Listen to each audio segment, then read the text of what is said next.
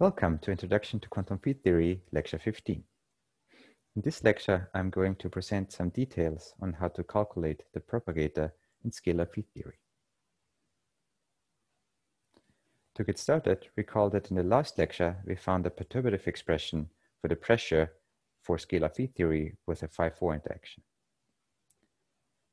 The expression we had was that the first order perturbative pressure was given by the leading order result, the free pressure, minus a correction term that involved an integral over the propagator evaluated at the same point squared. In the last lecture, we did not discuss how to actually calculate the propagator phi of x, phi of y, which is the subject of the present lecture. Recall that the free propagator is defined as the path integral of phi of x, phi of y, weighted with respect to the exponent of minus the free action, and the whole thing divided by the free partition function. The free action is quadratic in the field, and the free partition function is just the path integral of the exponent of minus the free action. Since the action is quadratic in the field, the integral is Gaussian. So the Gaussian integral of a field square is nothing else but the inverse of the operator that is multiplying the square of the field in the exponent. What this means is that the propagator is nothing else but the inverse of the operator dA plus m squared. It's possible, but not very straightforward, to express the inverse of a differential operator. So what we'll do is we'll use momentum space in order to make our life easier to express this inverse. The trick we'll use is the same that we employed in lecture 9 to calculate the free partition function. We're going to Fourier transform the field phi of x in terms of the Matsubara frequencies in the time-like direction and the wave numbers k in the space-like directions. The Fourier components will be denoted as phi tilde. And there's an overall weight that is convention, temperature over the volume of the system. For notational simplicity, I will introduce a notation for the Euclidean form momentum capital K that lumps together the Matsubara frequencies and the wave number k.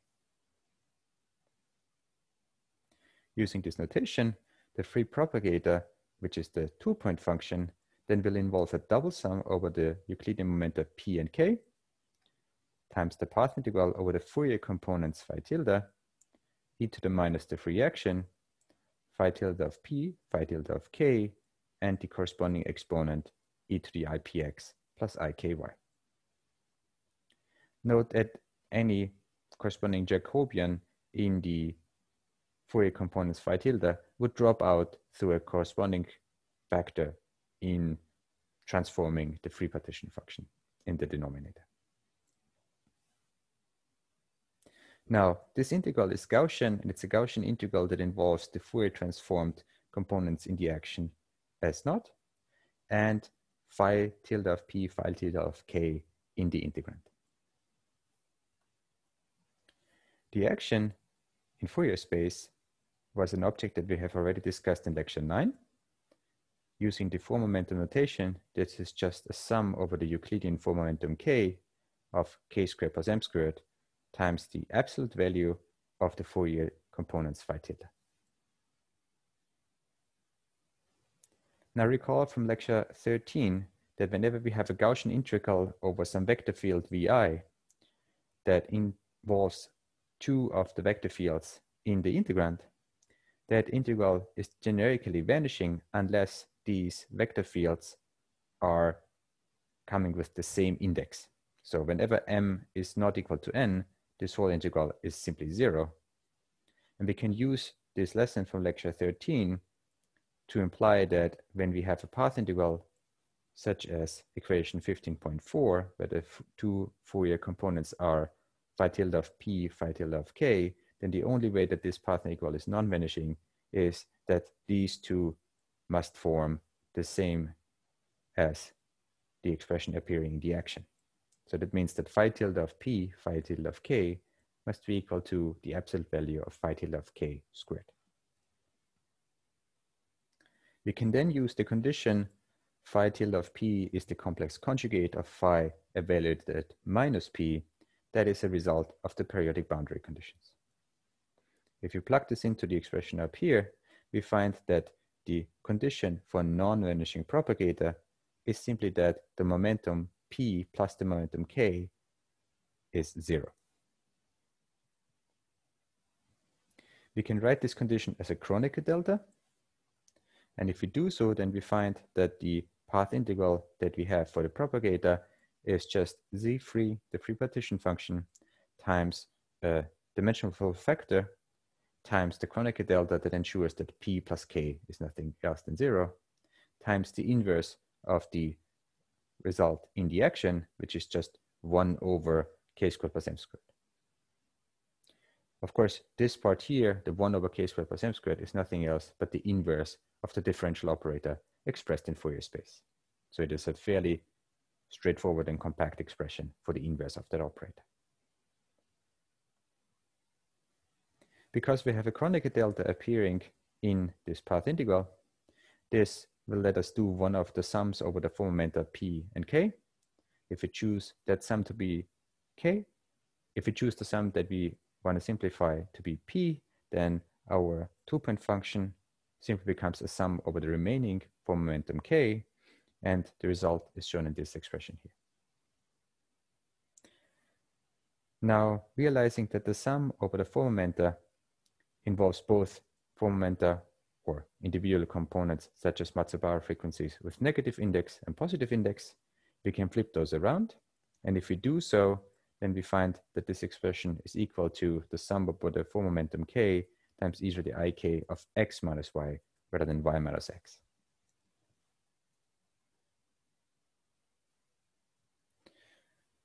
As a consequence, we find that the propagator only depends on the difference x minus y of the arguments of the field that we have in the expectation value. This can be traced back to be a direct consequence of the translational invariance of the operator that we are inverting.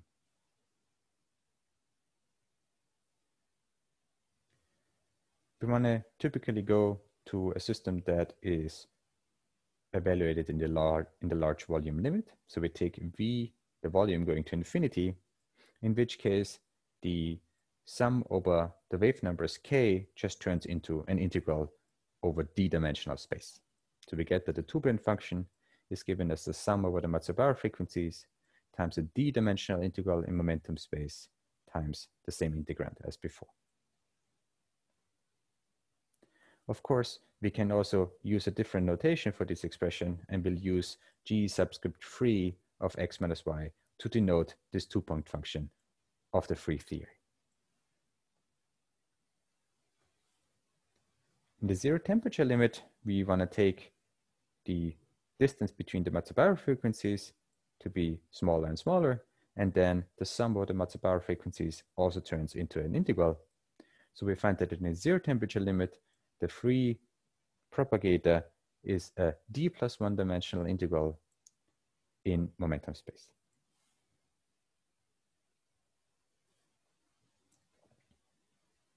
With this result, we now have all the tools in place to calculate the perturbative pressure that was given in the first equation of today's lecture. Plugging in the result for the two-point function, we find that the free propagator evaluated at the same point is just d free of 0, and that's given by a sum over all the Matsubaru frequencies times the integral in d-dimensional space of just 1 over k squared plus m squared. There are techniques to calculate this object directly, but in the present lecture, we will use a trick that employs the results that we have already calculated in order to find g free of 0. Specifically, the trick that we'll use is that we can rewrite 1 over k squared plus m squared as the derivative with respect to m squared of the logarithm of k squared plus m squared. So if we use this, then we can express g free of 0 as the differential operator d by dm squared of the sum integral of the logarithm of k squared plus m squared, where I have re-expressed the form momentum squared in terms of the Matsubara frequency omega n and the wave number k.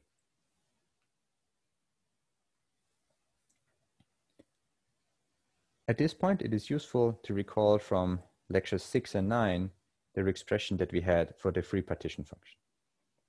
Specifically, in the equations listed here, we found that the free partition function was given as a product over the wave vectors k and a product over the non-vanishing positive Matsubara frequencies n is 1 to infinity. If we take the logarithm of this expression, the logarithm of the product will turn into sum over wave numbers. That will use sum here. And the product over the positive n's will turn into a sum of n is 1 to infinity. Since whatever comes beyond there is a square in the Matsubara frequencies, we can as well express this sum over the non-vanishing Matsubara frequencies, both from this negative sign and positive sign, times a factor of 1/2. So we have a factor of 1/2 and n ranging from all the numbers from minus infinity to plus infinity, where the special case n is 0 turns out to be exactly the prefactor that is out of the product in the last term in equation 15.13. So we find that the logarithm of the free partition function is given the sum over the wave numbers, a sum over all the Matsubara frequencies, times the logarithm of k squared plus m squared, plus terms such as t that do not depend on m. If we now compare equation 15.14 to equation 15.12, we find that these are the same if we take again the large volume limit for expression 15.14. So we find that the free propagator evaluated at argument 0 is nothing else but the derivative d by dm squared of something that involves the free partition function times the corresponding thermodynamic and volume terms, which are nothing else but the free pressure.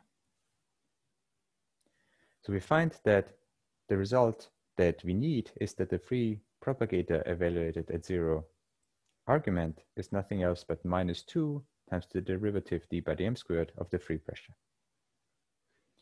And that is a useful expression because we have already evaluated the free pressure in the earlier lectures. Specifically, we can use the result 11.16 from lecture 11 for the free pressure. We can take the derivative d by dm squared of that expression and find that the free propagator evaluated at 0 argument is just given by the following expression here, where this function IB is the derivative of the function j that we had in lecture 11, and there just turns out to be an integral in d-dimensional momentum space of the following form. One notices that the result that you get for the free propagator evaluated at 0 argument contains a term 1 over epsilon. That's our dimensional regulator, which needs to be sent to 0 in the end. So G free of 0 contains a divergence in the regime where we sort of take the regulator to 0. Note that the free propagator is generically a function of the distance x. So if we take x to 0, we find that the free propagator contains this divergence.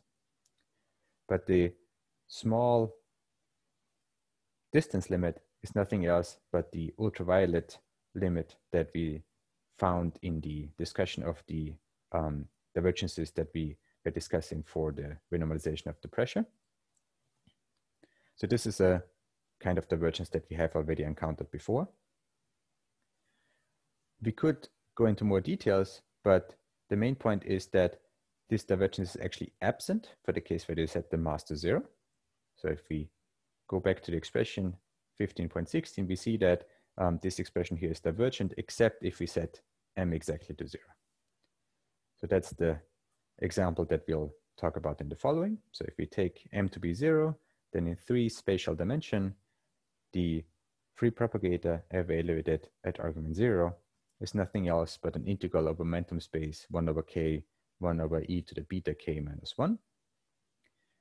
We can again express the last part of this integrand as a geometric sum of the exponent minus beta k. And if we do so, we can just integrate out all the integrals in this expression, sum the result back up, and find that we get temperature squared times zeta function evaluated at argument 2 divided by 2 pi squared. So now that we have the result for the free propagator evaluated at argument 0, we find that for our expression of the first order perturbative pressure in scalar phi 4 theory in 3 dimensions, we have that it's equal to the free pressure minus 3 times lambda times the propagator squared. Plugging in the result for the propagator at argument 0 and the result for the free pressure that we found in our earlier lectures, this just turns out to be pi squared T4 over 90 minus lambda T4 over 48. So we have calculated an explicit result for the pressure in an interacting quantum field theory if we limit ourselves to perturbation theory, that is the regime where the coupling constant lambda is very, very small.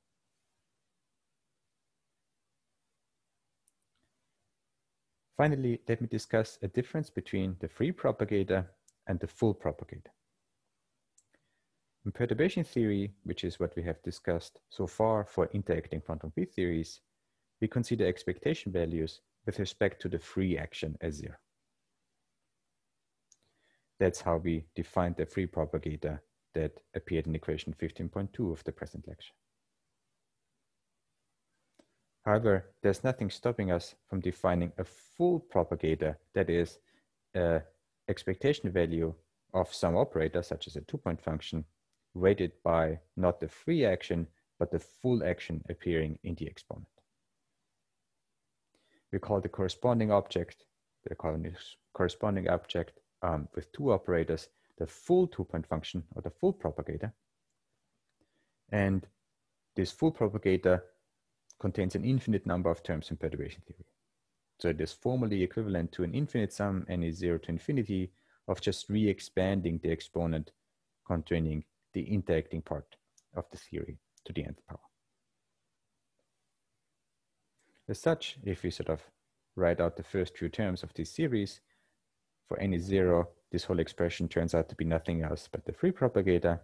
And then the first correction term will involve an expectation value, again in the free theory, of phi of x, phi of 0, times s of I, which contains another 4 powers of the field phi.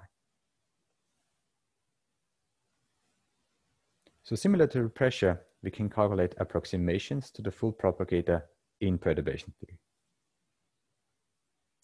In terms of Feynman diagrams, because there are 2 extra operators appearing at each order in the perturbative series, we have 2 external legs of the Feynman diagrams.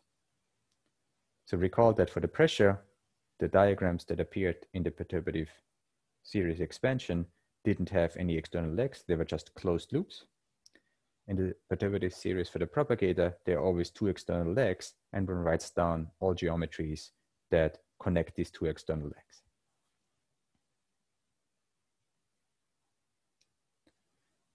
Of course, the perturbative series is infinite, and some of these infinitely many diagrams turn out to have a simple enough structure that one can calculate them. Because the structure of these diagrams is sufficiently simple, it's possible to resum this infinite but still partial sum that contributes to the propagator, and we'll get an approximation for the full propagator that's sometimes called the resummed propagator. This resummation approach is trying to aim now for a non-perturbative result because it contains an infinite number of perturbative series terms contributing to a partial but nevertheless non-perturbative result. And in some cases, it has been shown that this resummation approach can be actually quite successful. This concludes the present lecture.